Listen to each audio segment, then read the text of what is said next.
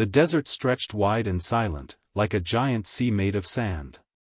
The sun burned high in the sky, and the wind whispered across the empty land. In the distance stood a mountain, tall, dark, and mysterious. It rose from the earth like a great tower, touching the clouds above. This was Mount Sinai, the mountain where something unforgettable was about to happen. The people of Israel had been traveling for many weeks. They had walked through hot days and cold nights. They had crossed the Red Sea and watched the waters split before their eyes. They had seen miracles, water flowing from rocks, bread falling from heaven, and fire guiding them in the darkness. Their journey had been long, but now they had reached this mountain, and they could feel that this place was different. There was a strange stillness in the air, as if the world itself was holding its breath. Mothers gathered their children close. Fathers looked toward the mountain with serious faces. Even the animals seemed quiet. No one laughed loudly. No one ran or shouted. Deep inside their hearts, the people felt a mixture of wonder and fear. At the center of the camp stood Moses, the man God had chosen to lead them. His hair was gray, and his face carried the marks of many years, but his eyes were steady and strong. He had spoken with God before. He had stood before kings and crossed deserts. And now he was standing at the foot of this mountain, waiting for God's voice once again. God had already told Moses that he would come down on Mount Sinai in a special way. The people were not to climb the mountain or even touch its edge. They were to prepare themselves, to wash their clothes, and to wait. Something holy was about to happen, something that would shape their lives forever. For 3 days, the people prepared. They cleaned their tents. They washed their garments. They spoke softly to one another. Children asked questions in quiet voices. What will happen? They wondered.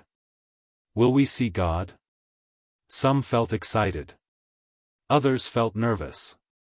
But everyone knew that this moment was important. The sky was still dark when it began. At first, there was only a low rumble, like distant thunder rolling across the hills. The sound grew louder and deeper, shaking the ground beneath their feet. Suddenly, bright flashes of lightning tore across the sky.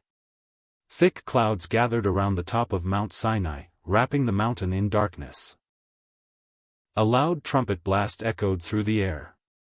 It was not played by human hands. The sound was powerful and sharp, rising higher and higher until it filled every corner of the desert. The people trembled. Their hearts pounded in their chests. Some covered their ears. Others fell to their knees. Smoke began to rise from the mountain, thick and black, as if a giant fire were burning inside it. The earth shook. Rocks rattled. The wind howled. Mount Sinai seemed alive, filled with the presence of God. Moses led the people to stand at the edge of the camp. They stayed far from the mountain, just as God had commanded. Their eyes were wide with awe. Their faces showed fear, wonder, and respect all at once. No one doubted that God was near. Then God called Moses to come up the mountain. Slowly, Moses stepped forward. The ground trembled beneath him, but he did not turn back. The smoke swirled around him as he began to climb. Each step carried him higher into the cloud, higher into the mystery, higher into the presence of God. The people watched until they could no longer see him. The cloud swallowed him completely. He was gone from their sight, alone on the mountain with God. Time passed. Down below, the people waited. The thunder rolled. The lightning flashed. The trumpet sound continued to echo through the air. Hours turned into longer moments, and those moments felt heavy with anticipation. Then, from the mountain, God spoke. His voice was not soft. It was not weak. It was strong and clear, like thunder that carried meaning. It rolled across the desert so that every man, woman, and child could hear. The words were not confusing. They were simple and powerful, meant to guide hearts and shape lives. God was giving his people rules, not rules to control them, but rules to protect them. Not rules to make life harder, but rules to make life better. These were the 10 Commandments, the foundation for living with love, honesty, and respect. The first commandment came like a steady drumbeat: there is only one God. The people were to worship him alone, not statues, not idols, not anything made by human hands. God wanted their loyalty, their trust, and their hearts. He wanted them to remember who had rescued them from slavery and carried them safely through the sea. The second commandment followed closely behind. Do not make idols or bow down to them. In the lands around them, people worshipped stone figures and wooden images.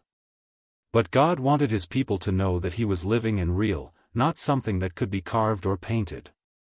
The third commandment warned them to respect God's name. His name was not to be used carelessly or in anger.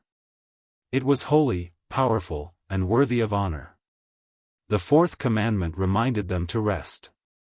6 days were for work, but 1 day was for peace, worship, and family.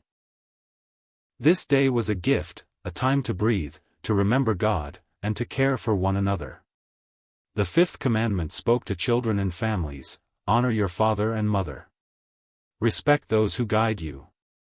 Listen to their wisdom. Show them kindness and gratitude. Families were meant to be strong, built on love and respect. The sixth commandment was short but serious: do not murder. Life was precious. Every person mattered. God wanted his people to protect life, not destroy it. The seventh commandment protected marriage: be faithful to your husband or wife. Love was meant to be loyal and true. Trust was a treasure that should never be broken. The eighth commandment spoke about honesty: do not steal. Take only what belongs to you. Respect the work and property of others. The ninth commandment warned against lies: do not give false witness. Speak truthfully. Words had power, and they could build trust or tear it apart. God wanted his people to use their words wisely. The 10th commandment reached deep into the heart: do not covet what belongs to someone else. Do not let jealousy grow inside you. Be thankful for what you have. A grateful heart brings peace, but envy brings trouble. As each commandment echoed from the mountain, the people listened in silence. These were not just rules written on stone. They were promises about how to live together in peace. They were instructions for building a community where kindness, fairness, and respect could grow. Up on the mountain, God wrote these commandments on 2 stone tablets with his own hand. The letters were clear and unchanging, carved into solid rock. These words were meant to last, not for a single day or year, but for generations to come. Moses stayed on the mountain for many days. The cloud covered the peak, glowing with the presence of God. Down below, the people waited. They looked toward the mountain every morning and every night, wondering when their leader would return. Some felt patient and calm. Others grew restless. Waiting is never easy, especially when you cannot see what is happening.